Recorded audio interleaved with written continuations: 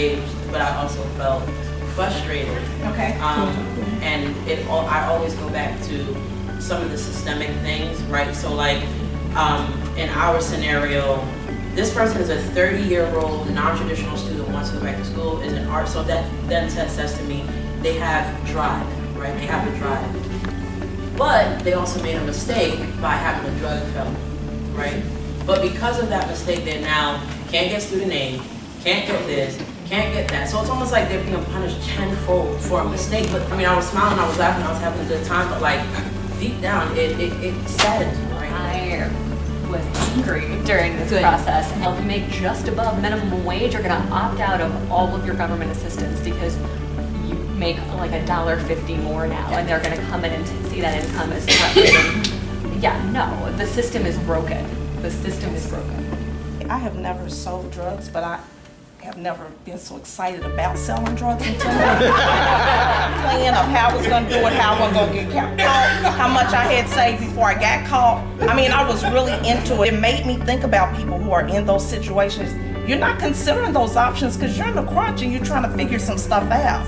It made me think about people who take that option and how I've judged, you know, because I keep saying, oh, there are so many other ways. But in that moment when I was crunched, I was in the suburbs selling meth. What it did for me mentally was it kind of made me take down the judgment hat.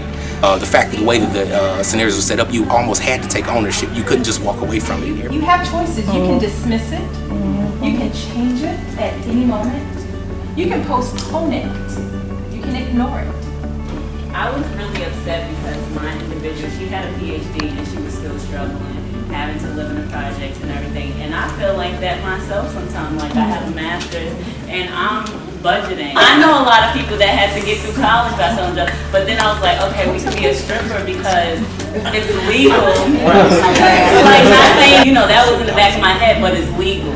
You know, so, and she went through all this education. She did what she had to do, took the steps needed. Like in our group, we were just like bending the rules, getting out of the box. Like I'm working all these stipulations. Like we're like calling her over, like, can we do this? Can we do this? And she's like, you gotta stay by the rules. But it's like, look for what's not being said.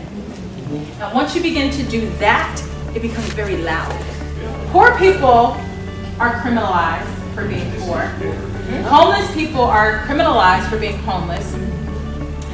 Certain people who use drugs are criminalized. Well, certain drugs are criminalized. The ones that are used largely by poor people and people of color.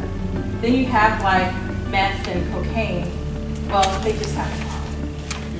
You know. We had a sugar daddy. Oh, yeah.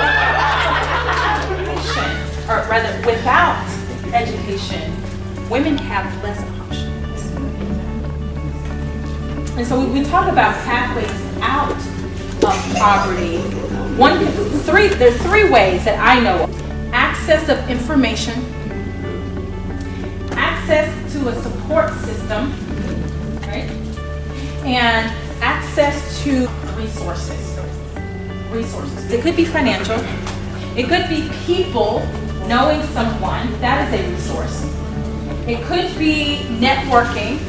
It could be your parents. Put us into a mini community being in the classroom because we work together to try to figure out a way to, you know, use a story in order to get somebody out of poverty. And so I think what that helped do is later on, you know, I really connect when people use personal narratives, and so there was a lot of those interactions, and so it was so quick to be able to connect with people because here they are telling you their personal stories, and it was very powerful in the room. And which we felt like, you know, we could probably do that for 1 month, but after a while you can't. There's only so many things you can pawn off. Right. It was pretty interesting because when you think about poverty, you think of a lot of times, especially the common narrative anyway, is urban and poor, and especially POC, which is really sad.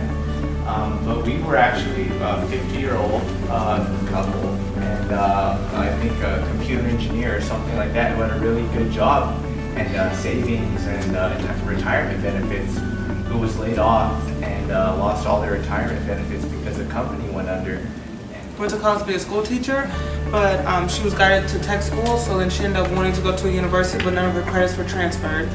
And again, I'm not telling you to vote for it or against it. I am simply here to provide information. And I'm going to tell you, class has a much, much bigger breadth than race. But you cannot have an intelligent conversation about class without talking about both race and gender, because they parallel way too much.